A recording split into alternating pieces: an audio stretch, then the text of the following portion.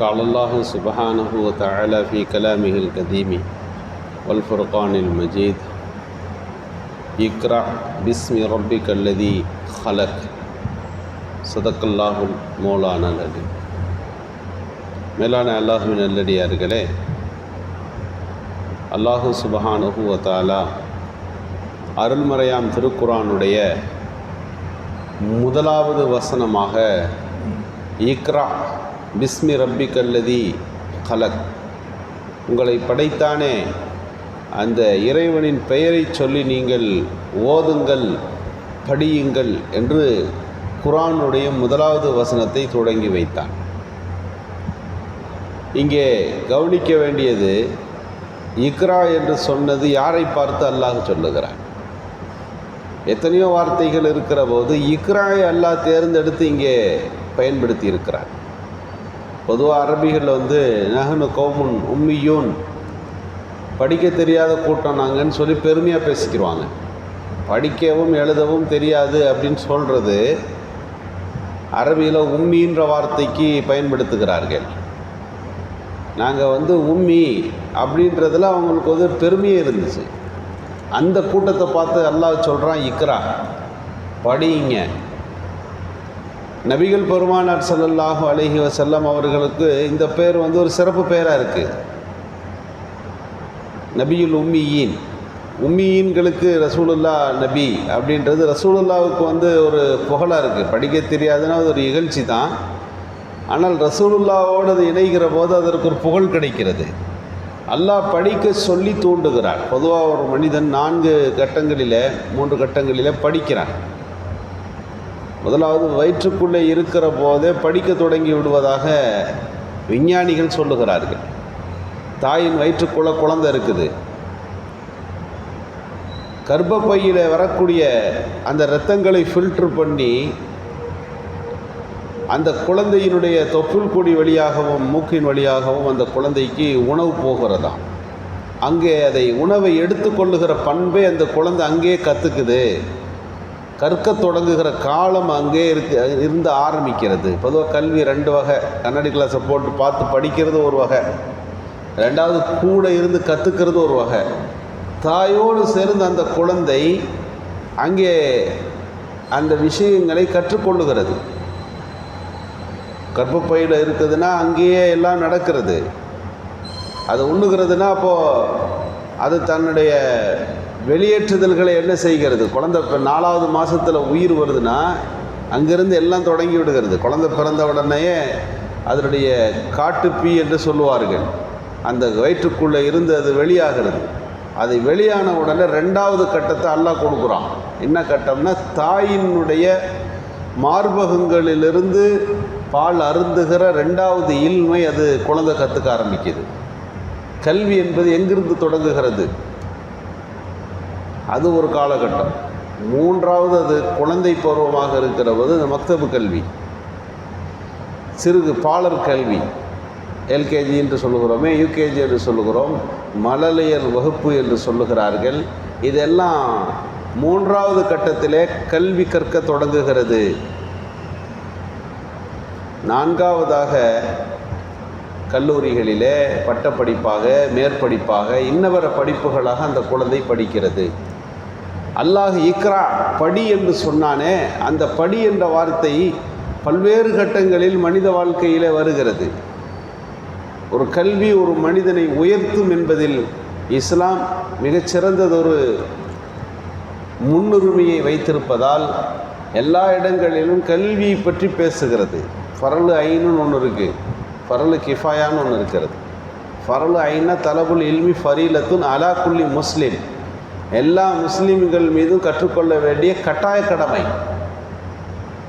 அது எந்த முஸ்லீமுக்கும் அது விதிவிலக்கல்ல. ஆண்களாக இருந்தாலும் பெண்களாக இருந்தாலும் தொழுகையில் ஃபரல் எத்தனைன்னு தெரிஞ்சால் தான் அதை சரி செய்ய முடியும். இல்லாவிட்டால் தொழுகை கூடாது.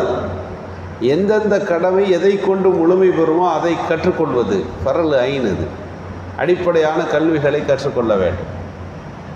2வது ஃபரலு கிஃபாயா, சில பேர் நிறைவேற்றினால் எல்லாருடைய கடமையும் நிறைவேறிடும். அப்படி 2வது ஒன்று இருக்கிறது. கல்வியை பொறுத்தளவுக்கு எல்லார் மீது கடமை. ஃபர்லு கிஃபாயான்னு சொன்னால் சில பேர் மீதுள்ள கடமை. சில பேர் எது ஜனாசா தொழுகைக்கு பேர் ஃபர்லு கிஃபாயான்னு சொல்லுவாங்க. ஊரில் இருக்க எல்லாருமே கடமை. ஒரு ஜனாசா ஊரில் வந்துடுச்சுன்னா உண்டாயிடுச்சுன்னா அத்தனை பேர் மீதும் கடமை, அதாவது ஜனாசா தொழுகை நடத்த வேண்டும். ஆனால் எல்லாரும் போகாவிட்டாலும் கதிரில் கிஃபாயா, போதுமான அளவுக்கு கொஞ்சம் பேர் நின்று அதை நிறைவேற்றிட்டா எல்லார் கடமையும் நிறைவேறிடும்.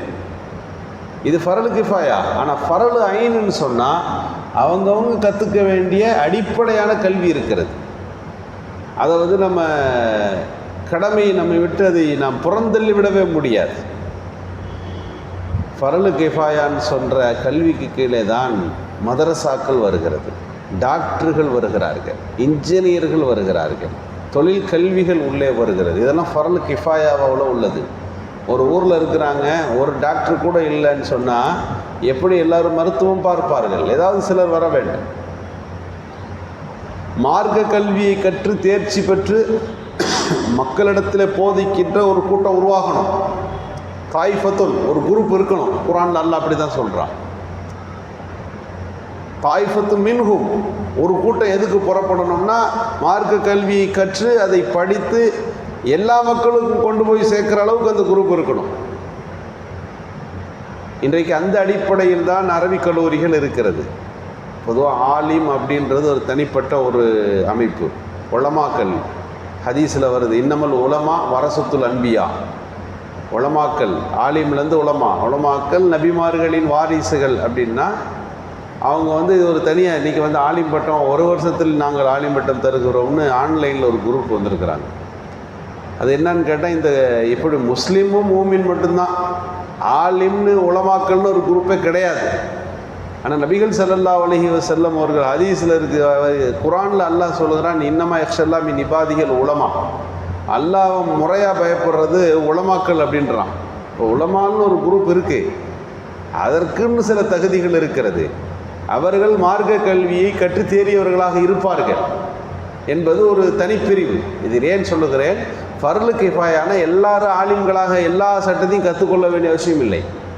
அவர்கள் எதை கொண்டு ஃபரலுகளை நிலைநாட்ட வேண்டும் முடியுமோ அந்த அளவுக்கு கற்றுக்கொள்வது ஃபரல் ஐன். ஃபர்லு கிஃபாயானா மார்க்கத்தின் எல்லா சட்டத்திட்டங்களையும் தெரிந்து அதை உள்வாங்கி மக்களுக்கு கொண்டு போய் சேர்க்கிற பணிகள். இன்றைக்கு அந்த பணிகளை செய்வதற்குன்னு ஒரு குரூப் வேண்டும் அப்படின்னு குர்ஆன் அழைப்பு விடுக்கிறது. அந்த அடிப்படையில் தான் உலமாக்கள் என்ற ஒரு குரூப் இருக்கிறோம்.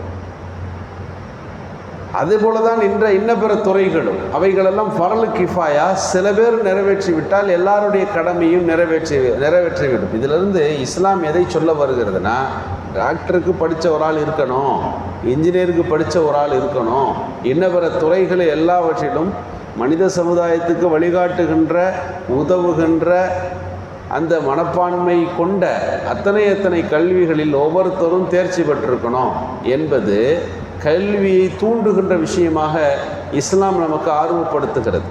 இன்றைக்கு யோசித்து பார்க்கிறோம், இஸ்லாமிய சமூகத்தினுடைய இந்த நாட்டின் கட்டமைப்புக்குள்ளே இருக்கக்கூடிய எத்தனையோ பணிகள் இருக்கின்றன. கலெக்டர் இருக்கிறாங்க, விஓ இருக்கிறார், ஐபிஎஸ் அதிகாரிகள் இருக்கிறார்கள். யோசித்து பாருங்கள், எத்தனை துறைகள் இருக்கின்றன. இந்த நாட்டுக்குள்ளே இஸ்லாமியர்களின் சூழல்களை சொல்லுகின்ற ஆய்வாளர்கள் சொல்லுகிறார்கள், நிர்ணயிக்கின்ற, சட்டத்தை நிர்ணயிக்கின்ற, ஆட்சியை நிர்ணயிக்கின்ற, சமூக கட்டமைப்புகளை நிர்ணயிக்கின்ற அத்தனை துறைகளிலும் முஸ்லிம்கள் பங்காற்ற வேண்டும், பங்களிப்பு தர வேண்டும். இன்றைக்கு நம்முடைய சூழல் அப்படி இருக்கிறதா?